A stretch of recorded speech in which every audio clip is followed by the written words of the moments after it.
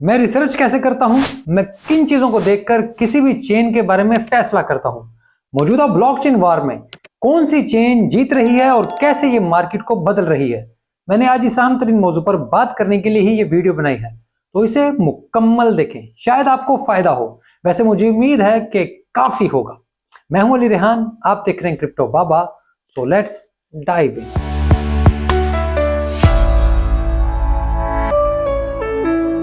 पहले सबसे जरूरी बात, यार प्लीज अपने प्रॉफिट्स या अपने होल्डिंग्स को नीचे ना लिखा करें।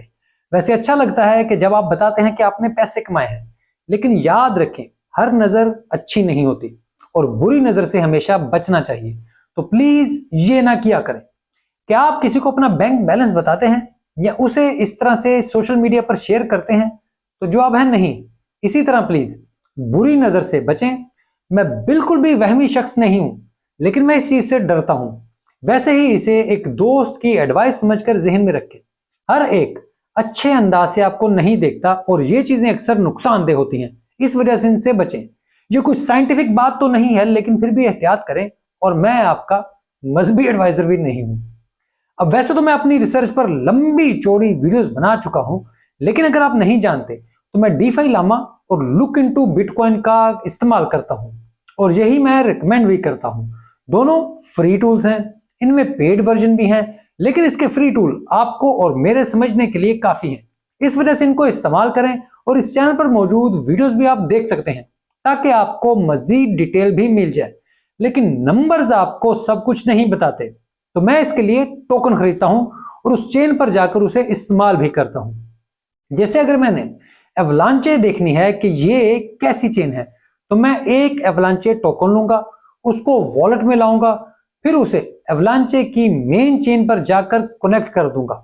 लेकिन इससे ज्यादा जरूरी है कि मैं इसे किसी डेस्क पर ले जाऊं, वहां जाकर कोई ट्रांजैक्शन करूं, इसकी असल फीस देखूं, टाइम देखूं, फिर इसकी ट्रांजैक्शन का बैक एंड देखूं।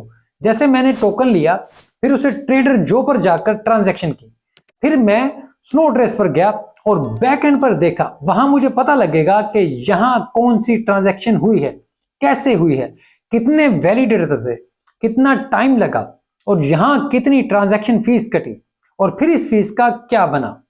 तो ये सब कुछ देखकर मैं किसी भी चेन का फैसला करूंगा।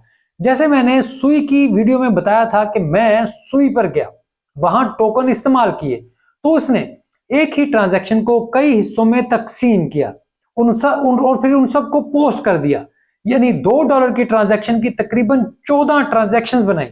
इससे मुझे पता चला कि ये लोग जालसाजी कर रहे हैं, अपनी ट्रांजैक्शंस को ज्यादा दिखाने के लिए ये ऐसी हरकतें कर रहे हैं।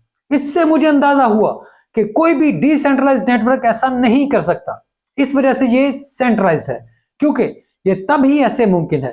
फिर मैंने इस पर वीडियो भी बनाई और तमाम चीजें उसमें बता दी। अब इसका प्रॉफिट कुछ भी हो सकता है, लेकिन ये है धोखेबाजी। तो इस वजह से ना मैंने कभी इसमें इन्वेस्टमेंट की और ना ही मैं इसे अच्छा समझता हूं। अब प्रॉफिट एक बिल्कुल अलग चीज है, बिल्कुल मुख्तलिफ चीज है। सुई की टीम पंप या डंप करके कुछ भी कर सकती है, लेकिन मैं इसे अच्छा नहीं समझता।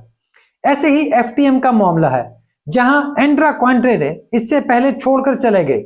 जब चेन बेयर मार्केट में तबाह हो गई, तो फिर ये दोबारा आ गया कि मैं इसे ठीक करूंगा। अब ये सिर्फ क्रेडिट लेने की कोशिश है, क्योंकि बुल मार्केट में प्राइस ऊपर जाएगी, तो वो इसे अब दोबारा प्रमोट कर रहा है, जबकि बेयर मार्केट में कहता था कि चेन पुरानी है। तो इस वजह से मैं इसे भी अच्छा नहीं समझता। अपनी एक पुरानी वीडियो में मैं ये बातें भी बता चुका हूं। ऐसे ही मैं मुख्तलिफ चीजों को देखकर अपनी रिसर्च करता हूं।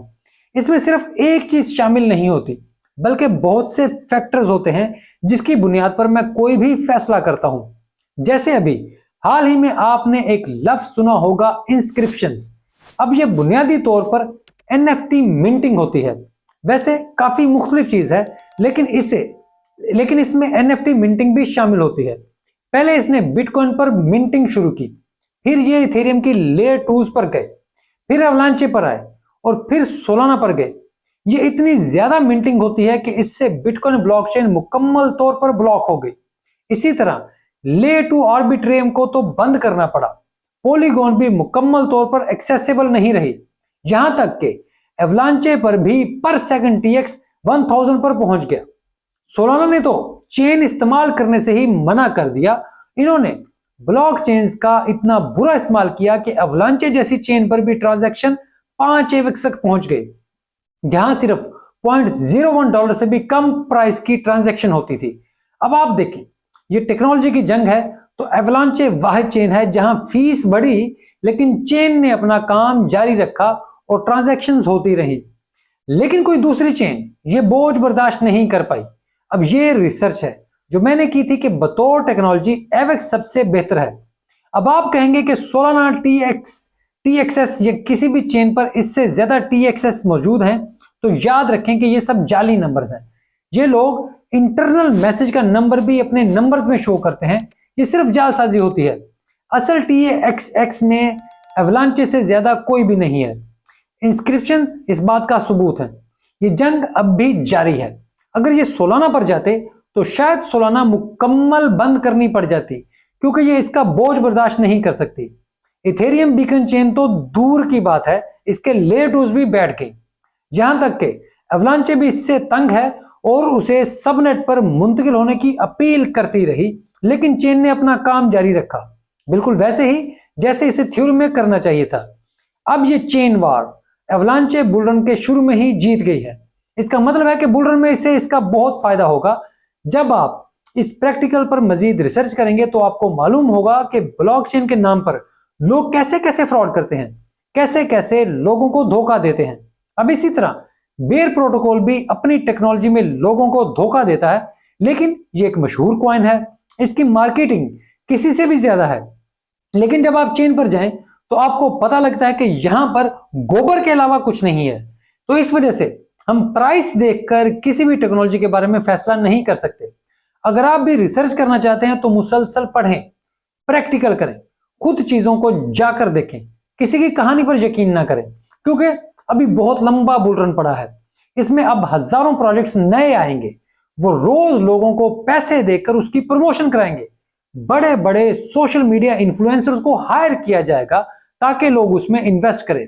अब ये आप पर है कि आप इस सब में से कैसे गुजरते हैं, किस तरह इस सब से बचते हैं, आप पेड प्रमोशन से कितने मुतासर होते हैं, उनके कहने पर कितने पैसे खर्च करते हैं। तो मेरा काम आपको बस बेहतरीन इंफॉर्मेशन देना है, जो मैं करता रहूंगा। बाकी करना क्या है ये आपका फैसला है, मैं इसका जिम्मेदार नहीं हूं, क्योंकि मैं फाइनेंशियल एडवाइजर नहीं हूं। आपको वीडियो अच्छी लगे तो मेरे लिए इसे लाइक कर दें, कुछ कहना चाहें तो कमेंट में जरूर कहें, जवाब दूंगा। बाकी अपने क्रिप्टो में मौजूद दोस्तों के साथ चैनल को जरूर शेयर करें, क्योंकि मेरे ग्रोथ के लिए जरूरी है ये।